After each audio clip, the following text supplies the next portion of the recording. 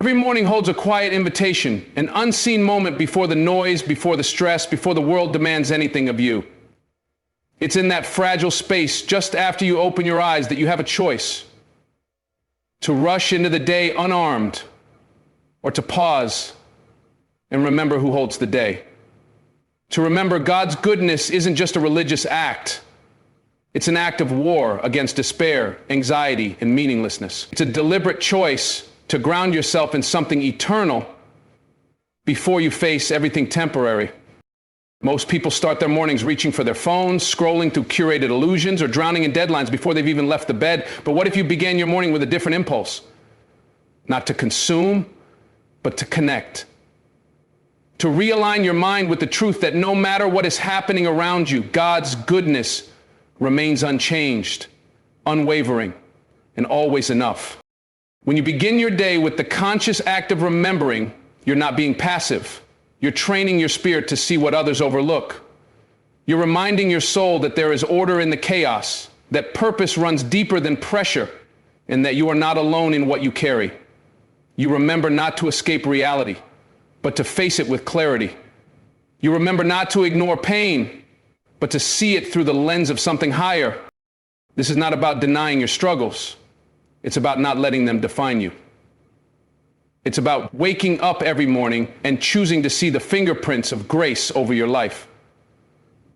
God's goodness isn't always loud. It doesn't always shout over the storm, but it's there, in breath, in silence, in the fact that you've made it this far.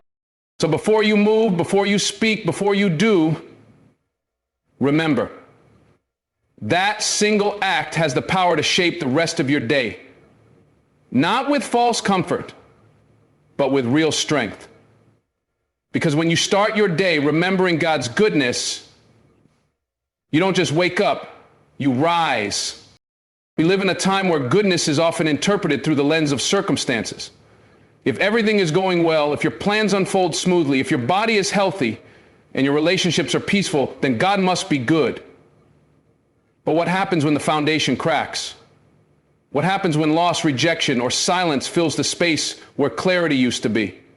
Does that mean God has ceased to be good? Or does it mean that our understanding of goodness is far too fragile, too dependent on the outer world to sustain us when the storms come? There is a profound psychological and spiritual danger in tying your perception of God's goodness to the visible outcomes in your life. Because if that connection holds, then the moment your external life becomes unpredictable or painful, your internal world collapses. Your faith becomes conditional.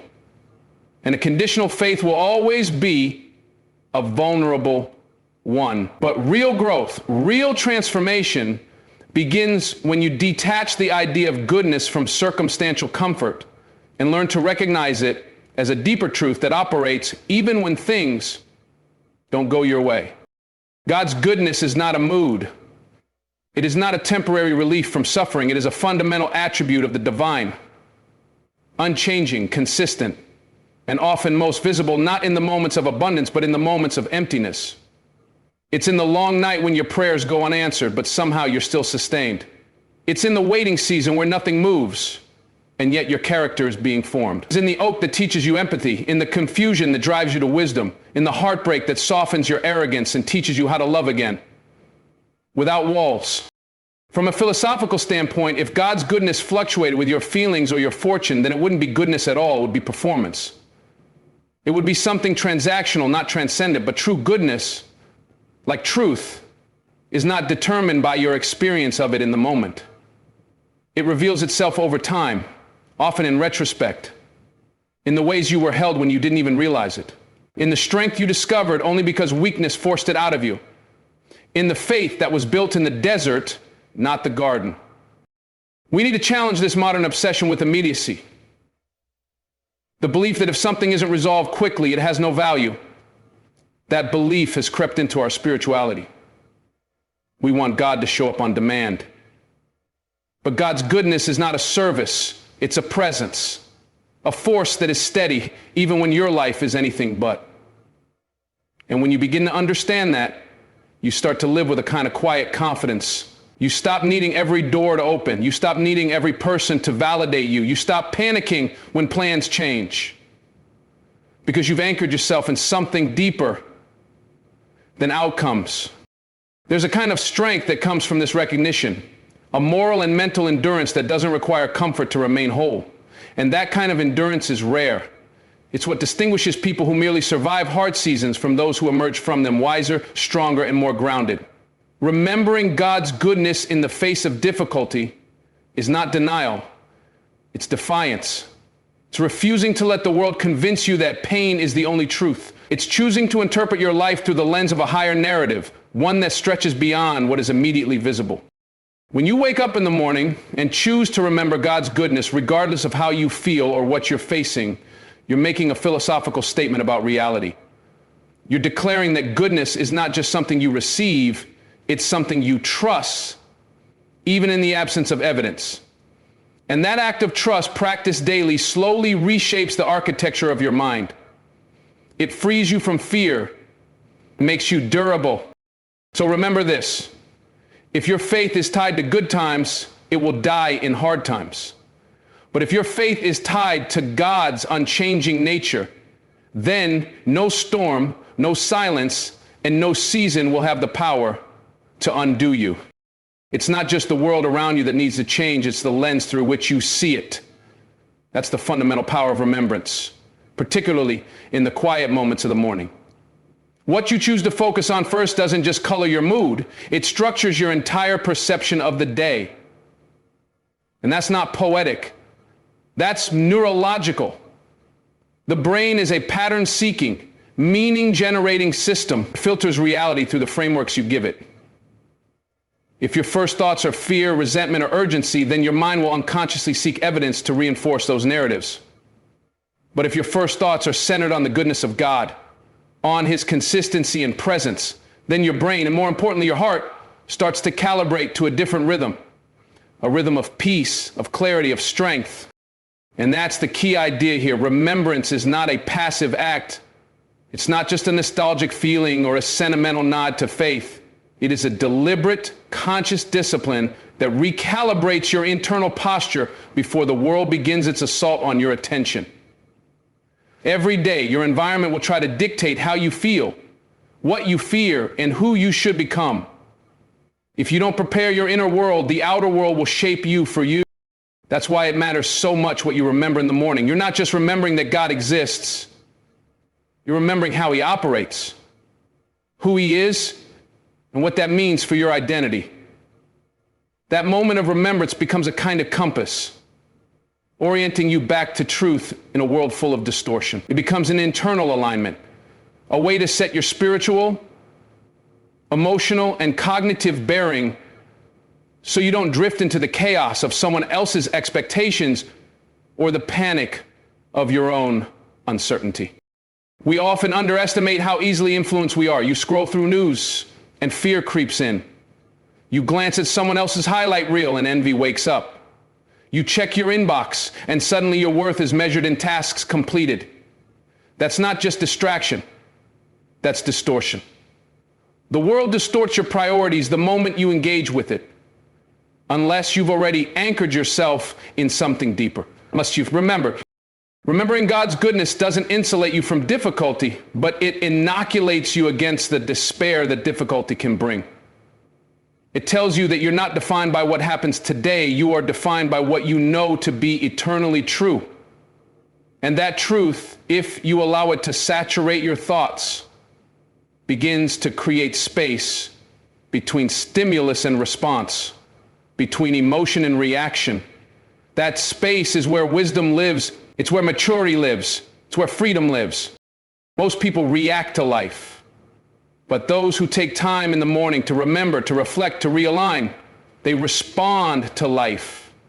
And there's a world of difference between reaction and response. Reaction is impulsive, driven by fear, habit, or ego. Response is thoughtful. It's grounded. It's born from a place of inner stillness. And that stillness is cultivated in the practice of remembrance. Philosophically speaking, to remember God's goodness is to assert that there is meaning in the chaos, order behind the noise, and design beneath the pain. That's not an escape from reality, it's a confrontation with it at the deepest level. To remember is to reclaim your mind from the machinery of manipulation. It's to refuse the tyranny of anxiety. It's to choose identity over insecurity, perspective over panic. And don't confuse this for delusion or avoidance. This isn't about pretending that things are okay when they're not. This is about choosing to live as if the deepest truth in the universe is not fear or scarcity or randomness, but goodness. That choice, made daily, builds something in you. It builds a kind of stability that can't be bought, copied, or manufactured. It's the quiet authority of someone who knows where they stand even when the ground shakes. In a world that is constantly trying to move you, to sell you fear, to bait your outrage, to hijack your peace, there is something radically powerful about beginning your day by simply remembering what is good. It seems small, even trivial, but in time it reshapes how you walk into every room, every conversation, every challenge. You stop asking what's going to happen today and start declaring, no matter what happens, I know who I am, I know who he is, and I know what matters. So don't let your morning slip into autopilot. Don't give your first thoughts to your phone, your fears, or your failures. Give them to the truth. Train your mind to remember, not because everything is perfect, but because even when it's not, God still is. There's a subtle but vital transition that happens when you move from simply receiving God's goodness to reflecting it. It's one thing to be comforted by the truth that God is good. It's another to allow that truth to shape how you show up in the world. And if the remembrance of God's goodness remains an internal moment, isolated to private spiritual reflection, then it never fulfills its larger purpose. The deeper invitation is to become a mirror of what you've remembered, to live in such a way that his goodness is not just something you believe in, but something you embody. The psychological principle here is simple, but easily overlooked. What you consistently focus on eventually becomes what you radiate. If you begin each day remembering God's goodness, not as a vague idea, but as a living reality, then over time that goodness begins to rewire your responses, reshape your character, and redefine your posture toward others. You begin to show up differently, not because you're trying harder, but because you've remembered longer. You've immersed yourself in a higher standard, a more noble orientation, and that starts to leak into your choices, your conversations, and even your silence. The goodness of God, if truly internalized, cannot remain hidden. It creates a kind of moral gravity, a pull toward compassion, patience, humility, and integrity. It challenges your pettiness, confronts your ego, and pushes you beyond the instinct to retaliate or withdraw. You become someone others can lean on, not because you're emotionally flawless, but because you're spiritually anchored. And in a culture obsessed with appearance, with performance and self-preservation, that kind of person stands out without trying to. Reflecting God's goodness doesn't mean becoming soft or passive. On the contrary, it often requires immense strength. It means choosing mercy when bitterness feels justified. It means choosing truth when lies are more convenient. It means being generous with grace even when you're running low on affirmation or understanding. And let's be clear, none of that is natural. Left to our own devices, we seek comfort, we defend ourselves, we return fire for fire. But remembering God's goodness reminds us of a different way, a higher way, a way that transcends emotional reflex and calls us into spiritual responsibility. This isn't moralism. It's not about proving your virtue. It's about living in alignment with what you claim to believe. If you believe God is good, then that belief must touch how you handle conflict, how you treat people who cannot benefit you, how you speak when no one is watching, how you carry yourself in the ordinary, unnoticed moments. Because if remembrance is sincere, it will become visible. You don't need to announce it. The fruit will speak for itself. From a philosophical standpoint, this is the natural arc of all authentic transformation. Insight leads to reflection. Reflection leads to embodiment. And embodiment becomes the most credible form of witness.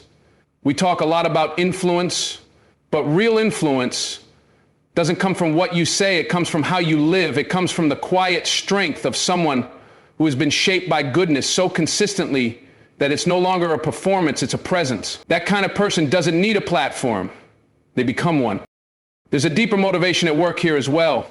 When you begin to reflect God's goodness, you contribute to healing the world in ways that algorithms and debates never can. You break cycles of fear by being a non-anxious presence. You interrupt patterns of selfishness with unexpected generosity. You become the kind of person others can trust, not because you're perfect, but because you're grounded in something beyond yourself. That's not small, that's revolutionary. And maybe that's the point. Maybe remembering God's goodness every morning isn't just about your own peace. Maybe it's about preparing you to carry that peace into a world that's starving for it. A world that's cynical, defensive, and exhausted by fake virtue and loud opinions. What it needs most is people who have been quieted by truth. People who remember so deeply that they no longer need to prove anything. They just need to show up. So don't let your remembrance stop at comfort. Let it evolve into conduct. Let it move from thought to posture, from affirmation to action. You are not just called to believe in goodness. You are called to become a living, breathing reminder of it to everyone who crosses your path. Because in the end, the greatest testimony of God's goodness may not be what you say about him, but what others experience through you.